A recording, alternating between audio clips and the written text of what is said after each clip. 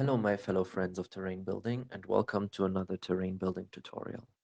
As you can already see by the fact that the camera fails to even capture it entirely, today's piece is very large indeed. What I want to show you today is how I have built the signaling tower of Azogs and for you to follow or even improve on the techniques I have used. As a further note, this piece of terrain has a special character in the sense that other than simply being a nice piece of terrain, it could also be played as a piece of equipment for Azog's army in either tournaments or friendly matches. And so, with no further ado, let's begin. So, as a basic first step, these slopes are already prepared with a common width of 8 centimeters, but they all differ in height. These three have a height of 12 centimeters, with this fourth being 18 centimeters high. For what it's worth, you as the viewer have the big advantage now to already having seen the final tower in the end. Thus, you can better adjust the height of these slopes to your preferences, whereas for me, at this stage, it's mostly just a rough plan. In a minute, I will cut these slopes in half to get trenches 3 centimeters wide, and the structures can then be cut out. Well, that's the plan anyway, and I will show you in time lapse how it turns out to decide then how to best proceed afterwards.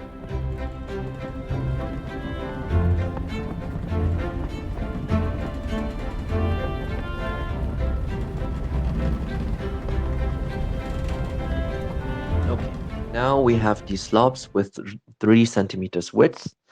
Why exactly it has to be 3 centimeters, you will see exactly in a process shortly, but basically it's because I want to turn all of them into 3 layers of 1 centimeter of width each.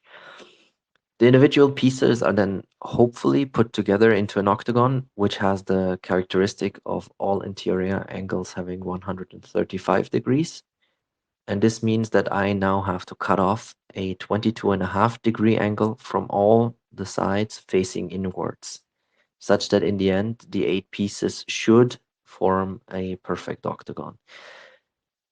In order to make these cuts, I, however, have to abandon the support, which is why I will change to the metal version of the hot iron cutter. So that's my task right there, and I will tell you afterwards how it went.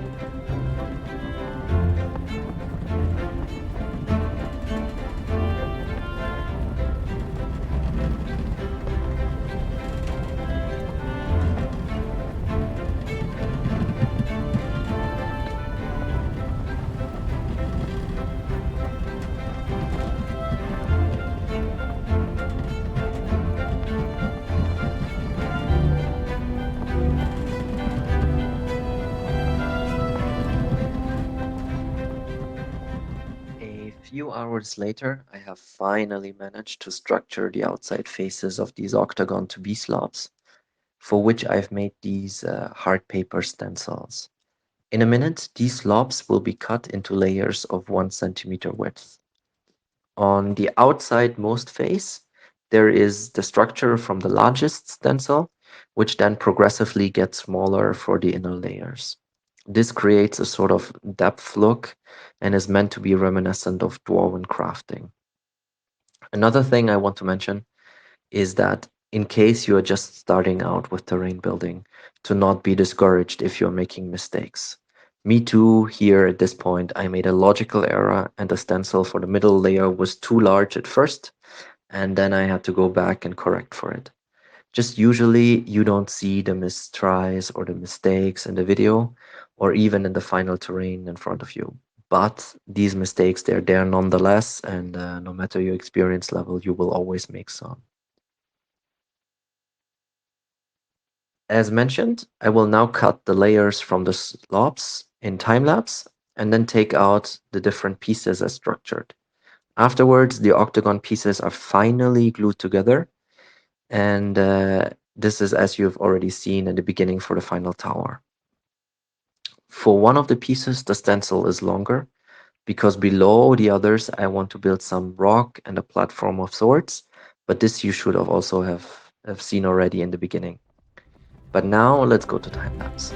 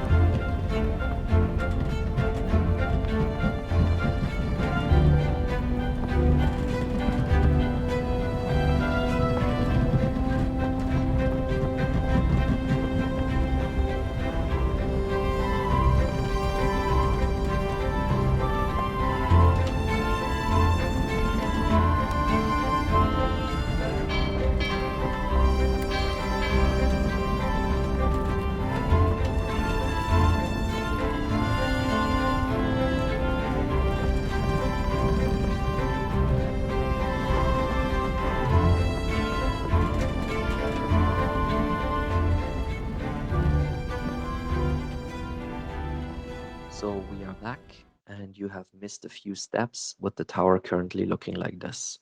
The first layer you have still seen in time-lapse, and for the middle layer, the stencil size has reduced to obtain the depth look. The individual layers are then glued on top of each other, and the individual octagon pieces next to one another. On the very bottom, there's this big slob, simply cut into an octagon shape and glued on with a half centimeter gap to allow some room for the stone pavement inside. And on the outside, as you have seen in time lapse, I have attached some basic stairs for the miniatures to actually enter the tower. On the to-do list remains that on the rear over here, I want to rough out some of the edges to make it look more fallen apart or damaged. On the inside, I also want to build some stairs to the platform on top to go to the top, where in the end Azog and the banners shall be placed. On the bottom bit over here, I want to create a rocky structure from glue paste and some tree bark, and this will make the overall tower appear as if it has been built or carved into the stone. Let's continue for now, and I will come back shortly.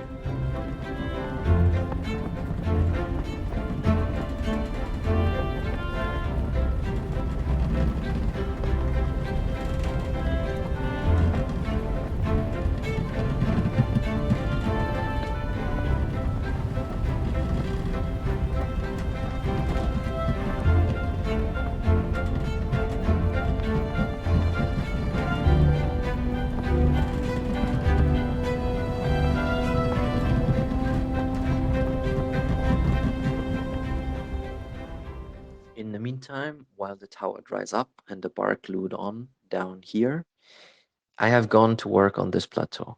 Roughly, it has the shape of an octagon, and additionally, I have already prepared a cut at the exact place of arrival for the upper end of the stairs later on, such that the miniatures could truly walk up to the plateau.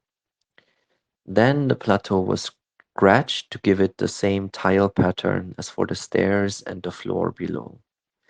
What else? Also, the banners are built, which are made from leftover wooden sticks of firework rockets, some very thin layers of styrodur, and all strengthened up with some toothpickers. At last, there's the horn, which of course cannot be missing from the tower. It is simply a styrodur cone carved out inside with a tiny opening towards the rear for blowing into. The support is made from simple wooden legs, nothing fancy. So that's how far we have come, and I will be back after some more progress has been made. Eventually, after a few more days of painting the tower, as well as grounding and then dry brushing the bark, this is the final look. Over here in the back, something has actually broken off in the process, and inside the tower, we have the stairs up. Unfortunately, it's not perfectly visible to the bad lighting inside, but with some light coming in, I think you can still see the stairs nonetheless. The tower itself is now finished, and so are the banners, which can now be placed on top to finish off this tutorial. Please do let me know if you have liked the video, any improvements you may have, and of course, if and how you would like to play the signaling tower in various scenarios. As always, in the end, I would like to show you the whole terrain, which I have slightly revised lately.